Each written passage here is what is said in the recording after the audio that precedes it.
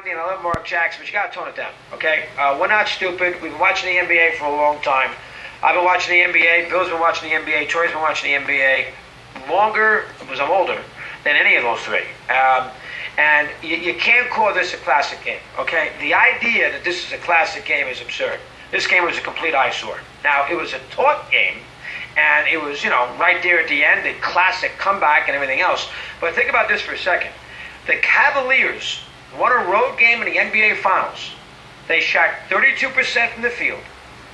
They had nobody play well but their best player, and they blew an 11-point lead in the last 3 minutes and 13 seconds.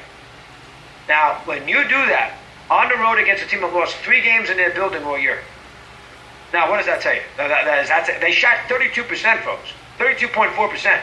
I mean, that was the worst offensive shooting display you're ever going to see. I don't want to hear about the Golden State defense. That's a bunch of garbage. And I don't want to hear about the Cleveland defense either to a certain degree. That's a bunch of garbage. You give Curry those same 23 shots, next time he's going to make 17 of them. I don't want to hear about that either. And Thompson, I'll tell you, the defense on Thompson wasn't so good. He scored 30-something points, made everything. So I don't want to hear about that. That was a pitiful display of offensive basketball. And the idea now that we are supposed to believe, I understand, they are representing the NBA, and the ratings have been phenomenal. So, listen, you get 2 overtime games in a row, and as Breen told us last night, that's the first time in NBA Finals history that's ever occurred. So that speaks for itself. But the idea that this was a great NBA playoff game is fallacy. That game was a rough watch. The best player on the court, but think about it. The 2 best players on the court, okay? Let me do the math. LeBron and Curry, the MVP and the world's best player, were a combined 16, what is 35 and 23? What did LeBron shoot? 68? 58. The 2 best players on the court were a combined 16 and 58. Okay? Now, it's a combined. That is less than 33%. That's 29%. I go to AAU games and they shoot better than that. Combined. And I don't want to hear about Devin Dover's defense.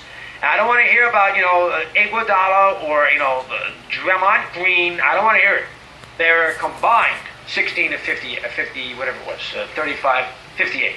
I mean, that is pathetic shooting. And I love Jeff. But the idea that Jeff said that because LeBron made a nice cross-court pass, that this is the best he's ever seen LeBron James play. Jeff, he shot 11 of 35. Okay? You can't shoot 11 for 35 and then tell me. Now, I understand when Jeff said it, he wasn't shooting 11 for 35. But, he was on his way to having a lousy shooting night. He was, he was 7 for 19. He didn't shoot the ball the whole game well. But the idea that this is some prolific performance is, that's a pipe dream. And you must be working with the NBA if you think that. This game last night was a rough watch. And closeness and overtime does not correlate with greatness.